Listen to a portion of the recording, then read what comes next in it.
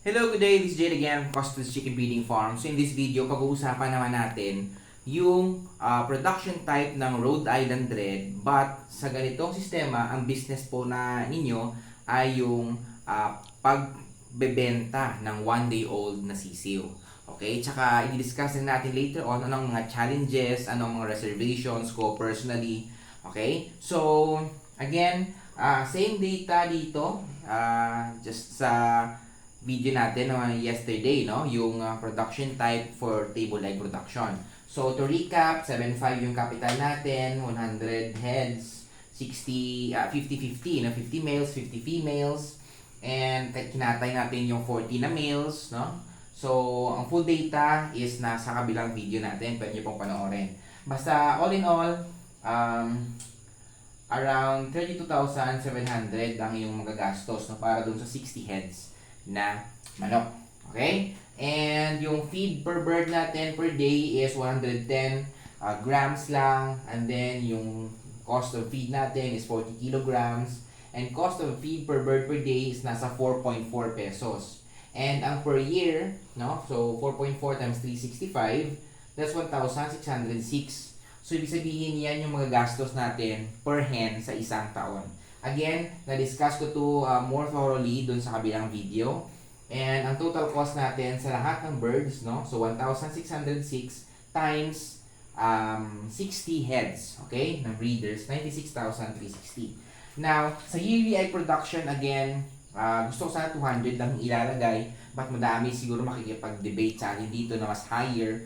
But ayoko rin bigyan siya ng 250 to 300, no? So, again, we'll go with the 220 eggs per year.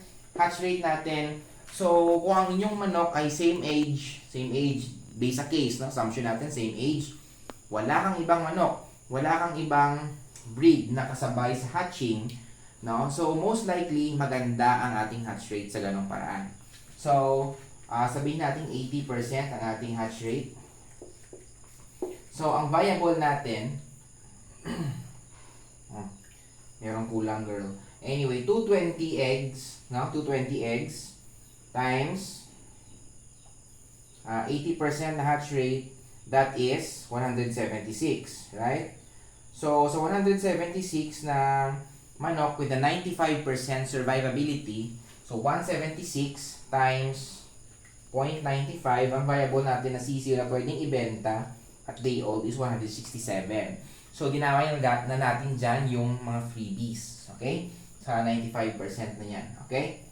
Sa 5% na wala dyan. Okay, so 167 sisiw per hen ang ma-produce sa isang taon. Okay? So, ang total chicks natin sa lahat ng hens, so 167 times 50 na hens. Okay? So, 167 times 50 na hens. Okay? So, that means sa isang taon, meron kang 8,350. 8,350. Again, let's try this again. 167 times 50 hens. 8,350 talaga siya. Okay. So, ganito kadami ang kailangan mo or ang kaya mo maibenta sa isang taon na ma-produce ng iyong 50 na hens. 50 hens lang. So, let's try to divide this into 12. So, meaning, sa isang buwan, 695 na sisiw, okay? Or, 8,350, divide natin siya sa 52 weeks in a year. So, kailangan mo magbenta ng 160 na sisiw every week. So, ganun kadami, no? And let's see, ang cost per chick natin, sabihin natin 75 din. Okay? But personally, I'm planning to sell mine at a lower price. So, let's say 75 pa din. 8,350 times 75, that is, ang gross mo is 626,250. Now, isubtract mo yan siya dito sa 96,000 minus 96,360, that's 529,890. So, sa 50 heads mo, okay, minus mo yung most likely ang ma-income mo, no? Around 529,000. Kung bebenta mo to lahat, plus isubtract mo lang yung feeds nila. Now, for your supplements, most likely, hindi rin ganon kalaki ang magiging supplement na gastos o supplement, no? For me, hindi siya ma-exceed ng 10,000 as well. So, malaki pa rin ang kikitain. Now, sa kuryente, medyo malaki-laki na siya for kuryente, no? But, again, magdepende yun sa inyo. And, for me personally, marami akong reservations sa ganito, no? Even if sabihin natin 50 heads lang siya, medyo maganda yung kita, no? Nasa 529, no? 890. So, madami kang kailangan i-consider dito. Una is yung market, no? For me, medyo mahirap makakabenta na ganito kadami na pure Rhode Island Reds, no? And, problem is fluctuating yung market. May times na madaming order, may times na nawawala. So, for me, medyo madaming challenges sa ganitong aspeto as well. That's why personally ako, kahit yung mga Rhode Island Reds ako na mga pullets ngayon, hindi ko sila binibreed pure, no? Ang ginamit ko lang actually ngayon for pure breed production is 6 lang na hens, no? Kasi may mga reservations ako sa ganitong sistema. Una, madalas kasi kapag nakikita ng iba na malaki ang posibleng ma-earn sa ganitong negosyo, gagayahin din yon. So lahat ganun ang mangyayari. Eventually, ang nangyayari is nawawalan kayo ng market, no? Or bumababa yung presyo. Just like before, eto umabot ng 200, 250, and then later on nag 150, and then nag 120, 100. Actually, may iba ngayon umabot ito ng 50 pesos, no? Or yung iba nga, itlog mo yung binibenta. Which is very mura yung itlog, no? So, sobrang mura ng itlog because mahina na nga yung market. So, again, up and down siya, depende sa demand. Okay sana siya if ang customers ng Rhode Island Red ay yung mga backyard, no? Na bibili ng Rhode Island Reds for personal use. Okay sana yun. Kaso, ang nangyayari is, most ng mga customers natin is bibili ng Rhode Island Reds for business purposes as well. So, ang nangyayari is, dahil business din sa kanya, business ka din, so, naging kompetensya kayo later on. After 6 months, no? After 7 months, yung customer mo is kompetensya mo na. So, yun ang medyo mahirap sa ganitong sistema sa Rhode Island Red production. But if na-build mo na ang iyong pangalan, no? And magaling kang mag-market or sikat ka na vlogger, most likely kayang-kaya mo itong maibenta. Ang mga kilala nga tayong iba, no? Na mataas pa din yung sales, no? Kahit nasa 100 pesos na yung mga normal chickens lang, no? So, yun.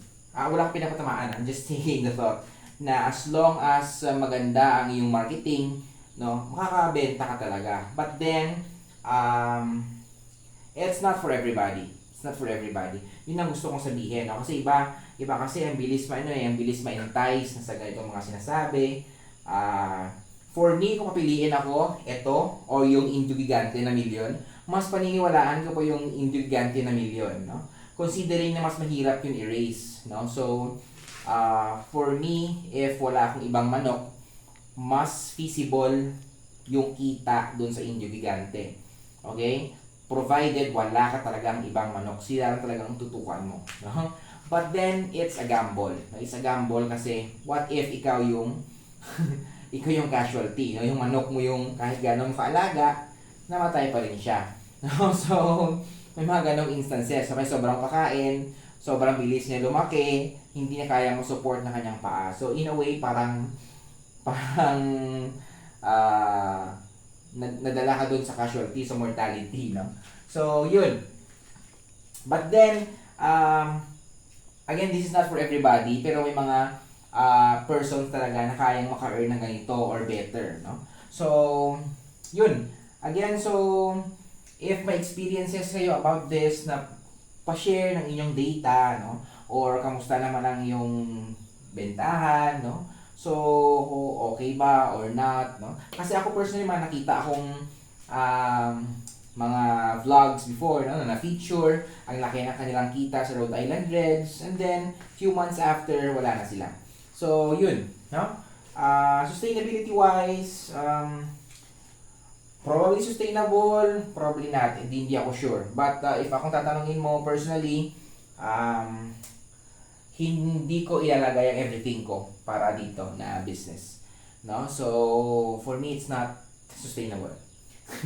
So, yun ang aking perspective ko lang yan. Ha? But, again, for others, this might be a good business as well. So, it's up to you, no?